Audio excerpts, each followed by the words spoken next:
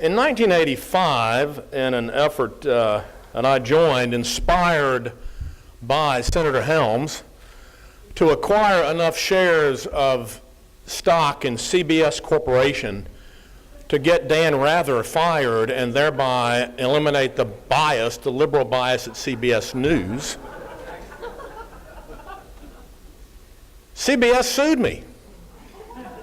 CBS didn't like us challenging their bias and trying to acquire their stock and get Dan Rather fired. So they, along with their liberal colleagues at places like the News and Observer, filed a lawsuit, CBS versus Hoover Adams, Jim Cain, and Fairness in Media.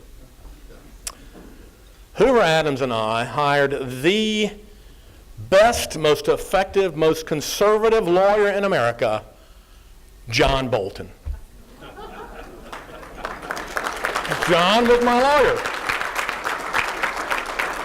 John began working with Senator Helms and the Helms campaigns as a young lawyer with Covington and Burling in 1977, when the Helms campaign pioneered, and you might all regret this, but they pioneered this concept of direct mail fundraising.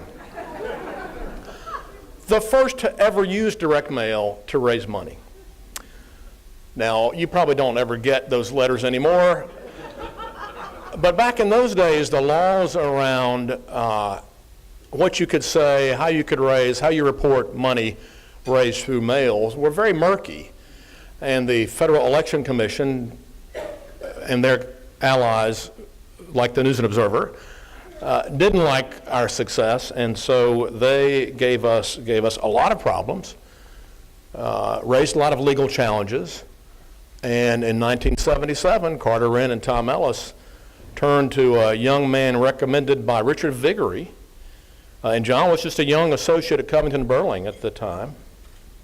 And John guided the Helms organization for years through the defense against the FEC and their colleagues of our national fundraising effort.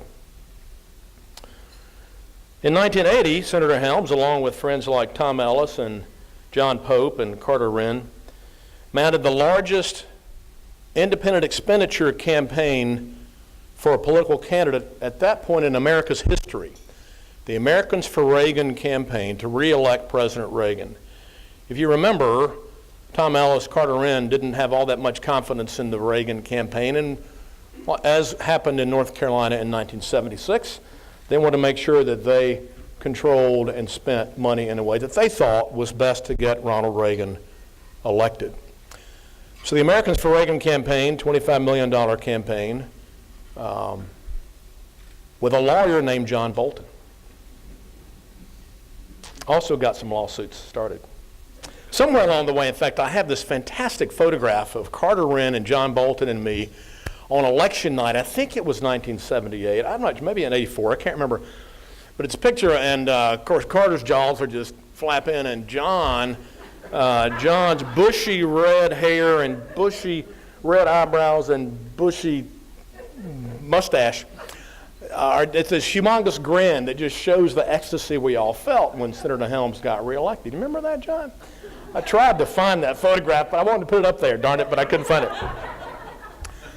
Ambassador Bolton continued to guide, support, and defend causes championed by Ronald Reagan and Jesse Helms in the private sector and later in the public sector at the USAIDs, including serving as Assistant U.S. Attorney General in the Department of Justice, and then as Undersecretary of State for Arms Control and International Security, and in 2006, when he was appointed by President Bush as America's ambassador to the United Nations. I'll never forget walking down the hall of the State Department on C Street in 2007 and running into John Bolton, whose hair by that point was not as red as it had been 10 years earlier. And John was all by himself. I'm not sure how many friends John Bolton or Aldona Vosh or I had among the permanent State Department staff back in those days, but John did an amazing job for President Bush. the nuclear weapons programs of North Korea and Iran, a critical missile defense program, vigorous opposition to Hezbollah, and support for Israel, exposing genocide and human rights abuses, Ambassador Bolton has been, and in my opinion was the most effective and unrelenting advocate and defender of American interests in history at the United Nations. John and I reconnected again last spring when I sought counsel about how to respond, legally or otherwise, to the murder of my son-in-law by ISIS.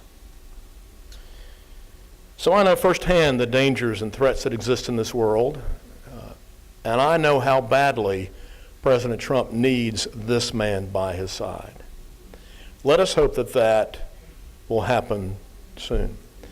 Please join me in welcoming back to North Carolina Ambassador John Bolton. Thank you very much. Thank you, Jim, for the kind introduction, a little walk down memory lane. I must say it, with all the comment tonight about the News and Observer, really is just like old times. Those people haven't gotten any better with age, have they? It's great to be here with so many old friends, and really I'm grateful for the invitation from the Jesse Helms Center Foundation, the Pope Foundation, and glad to be back here in Raleigh. And I was particularly glad to see the program that went on today with some outstanding speakers and panels, and also delighted to be here tonight with Senator Richard Burr, who really stands in the center of a spotlight in Washington with, I think, going to have an enormous impact in his role. And he told you a little bit at during his remarks, not just about the investigation that the Senate Intelligence Committee is conducting into the efforts by the Russians to influence our elections and elections in many other Western democracies, but the hearing that his committee had yesterday. It's an annual affair with the heads of some of the key agencies in the U.S. intelligence community. Because the picture that they painted, as he said, was a grim picture, that things are not getting better. And there's one reason that the trajectory continues to point downhill, and that's 8 years of failed policies under Barack Obama. The Trump administration has inherited a series of problems around the world that actually are interconnected in many respects. And it goes to the fundamental task of an American administration, and really the debate we have as American citizens about what the proper place in the world America should hold. And it's a complex issue. It involves a lot of considerations. Many people in the political world say Americans really don't care that much about foreign policy. Their votes and their interests are driven by domestic considerations. I actually think that's not right. I think there's a deep instinct in the American people who appreciate what to me is the fundamental fact, which is that you cannot have a continuation of a vibrant American economy and our very way of life here at home unless you have a strong American position internationally. And the converse is true too. As Senator Burr said, you can't sustain a strong American position internationally without a strong economy and prospects for growth domestically. So the two really are tied very closely together, as Art Pope said earlier tonight. And I think this is really, we're having this debate in the United States today. And I think it's important for all of us as citizens to understand why this strong American presence is required. We have created as a country since 1945, since the culminating finish to World War II, we have created an international order that sustains what we do here at home. Now, we didn't create it with a clear strategic vision in mind. Some pieces of it we put together because we understood the nature of the threat we faced, for example, from Soviet Russia and its communist aspirations. We built NATO. We built a series of bilateral alliances around the world. Other things we did, perhaps with less planning, less understanding of what we were putting together.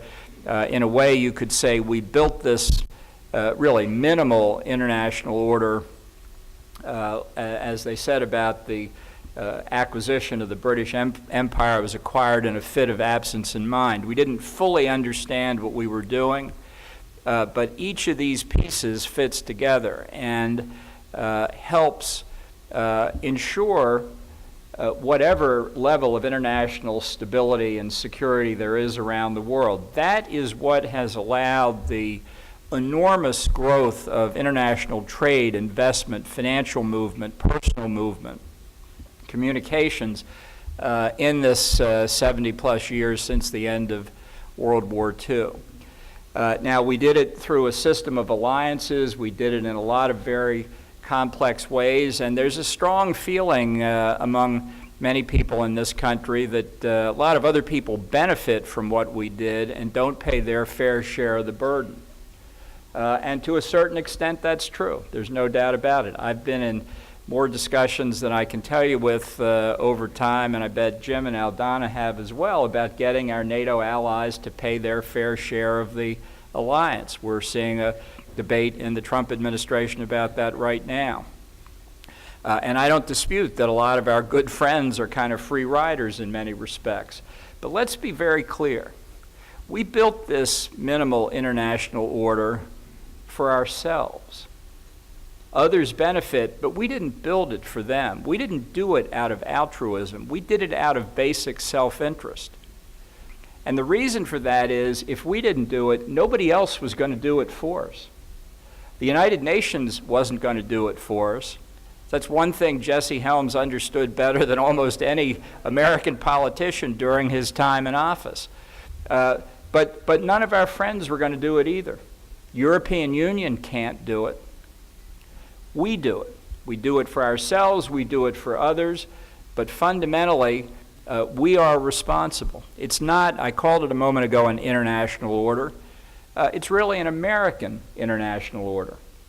And if we step back from it, if we say, well, it's just too difficult to sustain, one of two things is going to happen. Either it will begin to disintegrate with palpably negative consequences for the United States down the road, or somebody else will decide they'll take on the burden. Russia or China or somebody who will not have our best interest at heart. You can bet on that. So when we feel burdened by these responsibilities, or we feel tired, or I feel it all the time for America, we don't feel adequately appreciated, you just have to grit your teeth and remember that the consequences of laying the burden down will be felt by our children and grandchildren. It's not every nation that's called to this kind of responsibility, and I think in the contemporary world, the reason why it's the United States is very clear. There is no other country like ours, and never has been. And this has been recognized by a long time. You know, we talk about American exceptionalism, and some people think that that's off-putting to other peoples in the world. We didn't make up that designation. The first person to refer to American exceptionalism was Alexis de Tocqueville. As Senator Burr quoted him, I'll give you another quote from de Tocqueville. He said, "It may truly be said that the Americans are exceptional, and that no other democratic people will ever have the same place." Because he understood what was different about America from France and the other countries in Europe. And it's that uniqueness that's propelled us to the circumstances that we have today. And that's why appreciating the threats that we face internationally and developing strategies to deal with them are so important, because if we're not doing it, we're going to face one challenge after another and not be in a position to respond to it adequately. And I just want to cover a couple tonight, especially because some of them have gotten attention in the media, and we've seen a number of Very strange things happening in our political circumstances. Let me just start with Russia, where suddenly the Democratic Party, after approximately 40 years of not understanding the potential threat that we face in the Kremlin, has awakened to it. And thank God they're now diligent in worrying about what's going to happen. We could have used this several decades ago. Better late than never, I suppose, is the best thing you can say. But the fact is that we do see in the Middle East, in Eastern and Central Europe, under Vladimir Putin's leadership, that Russia is trying to assert itself. Putin foreshadowed this in 2006 in his last formal address in that term as president of Russia, when he said the breakup of the Soviet Union was the greatest geopolitical catastrophe of the 20th century. Now, most of us, I bet Jesse Helms leading the pack would have said, I thought it was a pretty good way to end the 20th century. But what Putin was foreshadowing was he intended, one way or another, to reestablish Russian influence, Russian hegemony in the space of the former Soviet Union and elsewhere. And what you see today is that Russia has violated the rule that we laid down in 1945 that never again would military force be used on the continent of Europe to change international boundaries. He's done it. He's tried to do it in Georgia. He's done it for sure in Ukraine. He's looking at places to do it elsewhere. The West response has not been adequate, and it's still not adequate today. Putin has reasserted Russian influence in the Middle East to a level and an extent that we haven't seen since the 1970s, when Anwar Sadat threw the Soviet advisors out, brought Egypt into the Western orbit, and was able to agree to the Camp David peace agreement with Israel that to this day is the foundation stone of American policy in the Middle East on a bipartisan basis. The Russians have built a new air base at Latakia in Syria, minutes flying time from Israel's northern border, to go with their naval base at Tartus. They're the ones dictating the course of events there, dealing with ISIS, but strengthening the hand of the Iranian coalition, Iran, the Baghdad regime, which is unfortunately dominated by Iran, the Assad regime in Syria, the Hezbollah terrorists in Lebanon. Russia's on the move, and it has not seen an adequate response from the West. It is unquestionably the case, and I think you'll see from the congressional investigations, that the Russians tried to interfere in our elections last year, tried to destabilize, tried to break faith that Americans have in their political institutions. We'll see to what extent they understood whose candidacy they were supporting. It's not to say that anybody in this country was aiding them one way or the other, but we see evidence of Russian interference in elections all over the continent of Europe this year and looking into next year. This is the kind of effort harkens back to Cold War days, but it's very serious. Everybody in this room knows how intense partisan feelings are in this country, and how divided we have become on so many issues. If Russia or anyone else can degrade our faith in our basic institutions, they've undermined our capacity for self-government, which is why this threat is so real and why it needs a strong response. And you know, nobody is watching what is happening with the Russians in the Middle East and Europe and the United States more closely than China, because they see that if the United States, the leader of the NATO alliance, the greatest geopolitical alliance in international affairs, I think, in human history, if we can't make that alliance work in the North Atlantic area, it's going to be much more difficult to resist the Chinese in East and Southern Asia. And make no mistake, they are on the move too. They've dramatically increased their defense budget and continue to do so. They've acquired weapons capabilities that bring them into a position, certainly in their region, to challenge American power, especially as our military capabilities were degraded over the last 8 years. They are determined to make the South China Sea a province of China. You say, well, big deal. What's the South China Sea to us? Just bear in mind, every barrel of oil that goes from the Middle East to our key trading partners, Japan, South Korea, and Taiwan, goes through the South China Sea. Roughly half of the seaborne commerce of the world goes through the South China Sea. If the Chinese can change it from international waters to a Chinese lake, they've got their hands around the throats of critical economies in East and South Asia. And they, like the Russians, have been perfecting the art of cyber warfare. We know that already between China and Russia, they've penetrated virtually all of the top 500 American corporations. Much of the federal government has been hacked either by Russia or China. Our own estimates are that most personnel records in the Office of Personnel Management in Washington are now in Beijing, where they've copied them and taken them. So I'm just delighted that the Chinese have every FBI investigation that I've ever been subjected to, and the FBI files for everybody else who ever wanted a job in the federal government. That's just wonderful to know. And our response has been inadequate. So we've got, in the form of Russia and China, although they certainly have their respective weaknesses, strategic challenges to the United States that we simply cannot allow to go unanswered. We've also got far more immediate challenges: the threat of nuclear proliferation and the proliferation of chemical and biological weapons, and the continuing threat of international terrorism. Look around at the terrorist attacks we've seen in Europe, in the United States.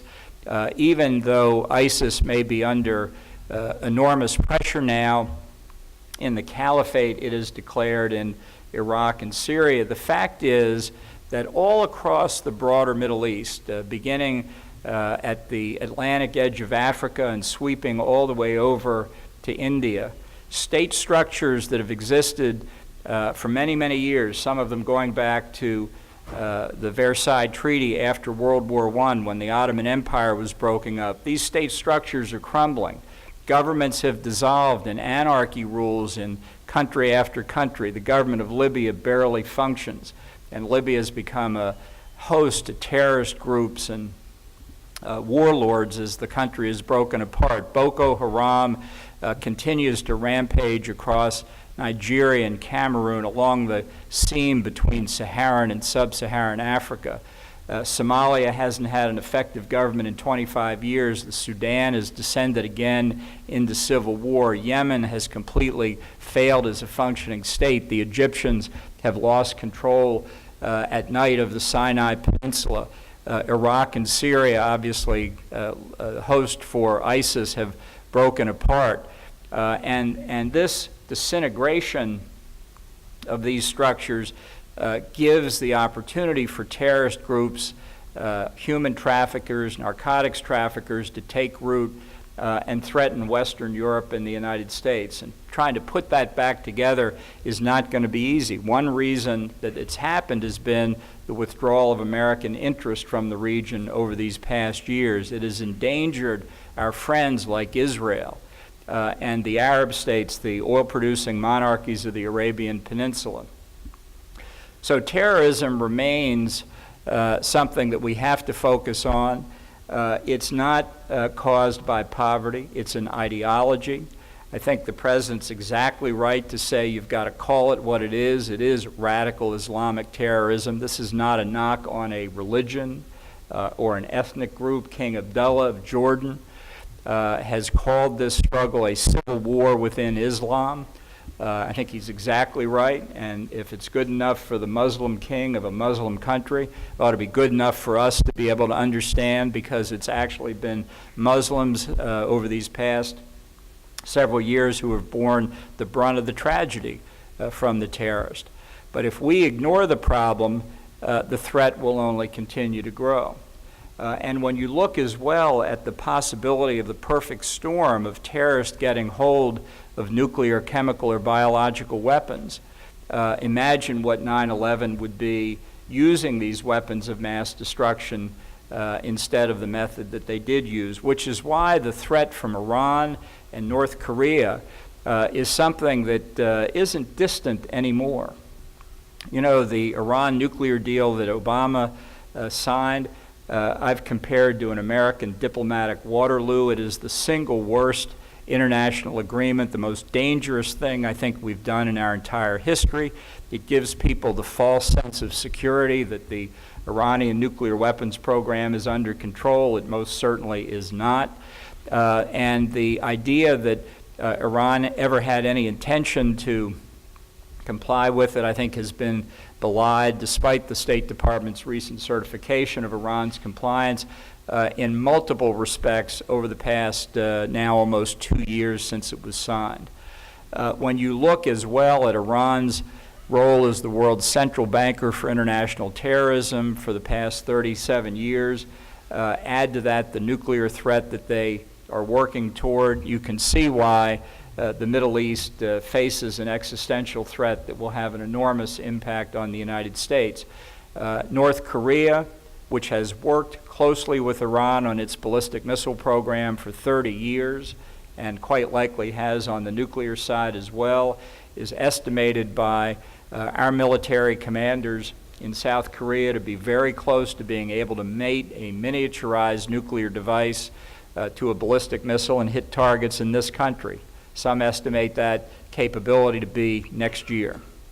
The North Korean regime is not rational in the sense that we are, maybe rational in its own terms, but its mentality is more like Hitler in the bunker. It's extraordinarily dangerous. We do not yet have a strategic response to it. The Obama policy was called strategic patience. That's roughly translated as a synonym for doing nothing. Which is what we did for 8 years while they continued to advance their capabilities. And the closeness between Iran and North Korea means that whatever Iran's doing on the nuclear deal, the day North Korea gets a deliverable nuclear weapon, Iran can have it the next day by wire transfer. So this threat of nuclear weapons, whether delivered by ballistic missiles or being given to terrorists and smuggled across our southern border, or being put on a ship and sailed into any harbor that a tramp steamer can sail into, is real. It's palpable.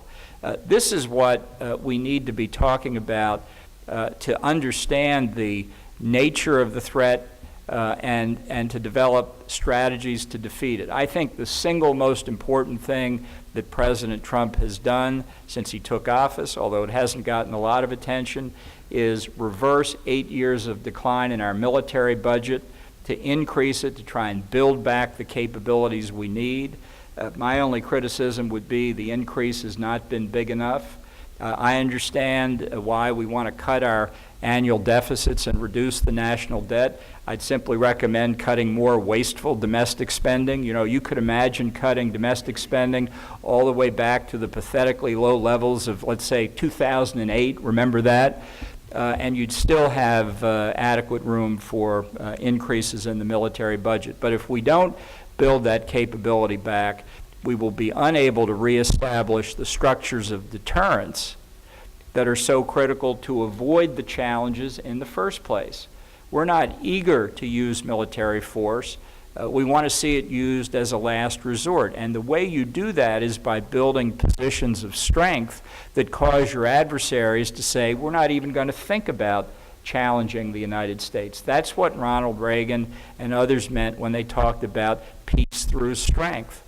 And yet our policy these past 8 years has been that it's America that's the problem, that we're so assertive, so pushy, so successful, that other countries turn to terrorism and nuclear weapons in response.